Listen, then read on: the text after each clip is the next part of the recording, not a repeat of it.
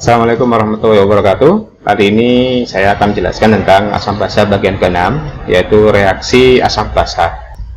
Bila larutan asam bereaksi dengan larutan basa, akan terjadi reaksi antara ion hidrogen, ya, H+, dan ion hidroksida atau OH- dari basa membentuk yang namanya molekul air, ya.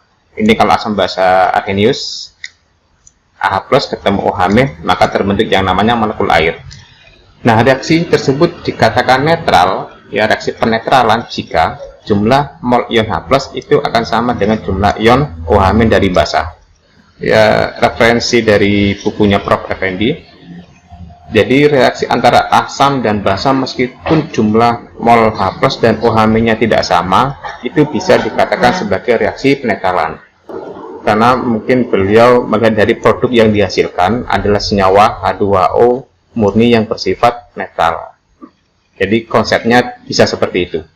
Dan jika jumlah ionnya berbeda, maka ion terbesar itu akan menentukan sifat keasaman suatu cairan. Artinya jika H+-nya lebih banyak, maka sifatnya adalah asam. Jika OH-nya lebih besar dari H+, maka nanti sifat yang terbentuk adalah basa. Secara umum reaksi asam basa itu melibatkan proton dan ion hidrogen dengan bentuk garam dan air. Jadi di sini reaksi asam basa arsenius, H+ dan OH- akan terbentuk yang namanya air, sedangkan amin, ion sisa asam dan ion sisa basa akan terbentuk yang namanya garam. Nah, jenis reaksi asam basa itu tergantung dari kekuatan asam basanya dan ion sisa asam basanya.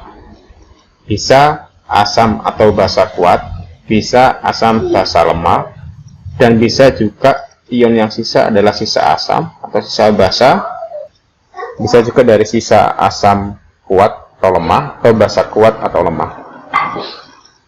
Nah, secara umum saya buat gambar seperti ini, diagramnya seperti ini, ya, untuk reaksi asam basa arsenius. Jadi nanti ada beberapa kemungkinan reaksi asam basa, ada asam kuat basa kuat, asam kuat basa lemah, asam lemah basa kuat, dan asam lemah basa lemah. Nah, setiap reaksi ini juga ada beberapa kemungkinan jika ada sisa, jika sisa pada asam, dan jika sisa pada basa. Kita bahas satu persatu. Jika reaksi asam kuat basa kuat, jika tidak ada sisa, maka pH-nya akan netral. Jika dia sisanya pada asam kuat, maka pH-nya akan asam.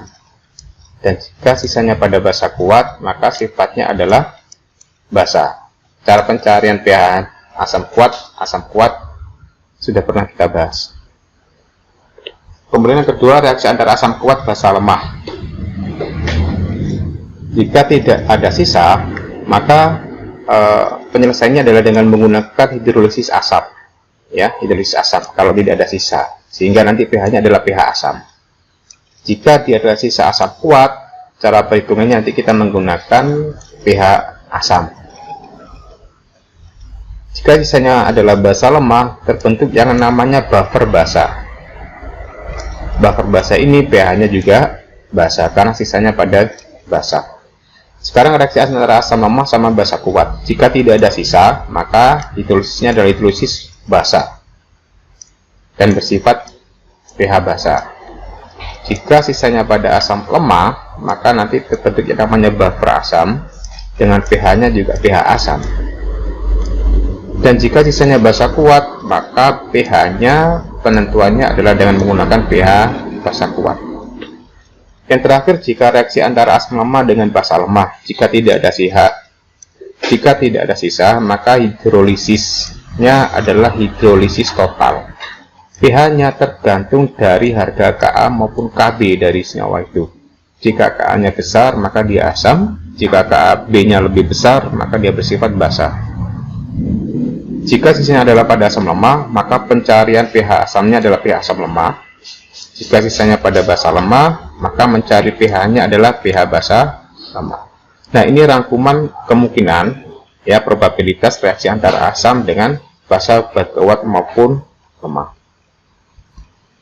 Baik, terima kasih. Assalamualaikum warahmatullahi wabarakatuh.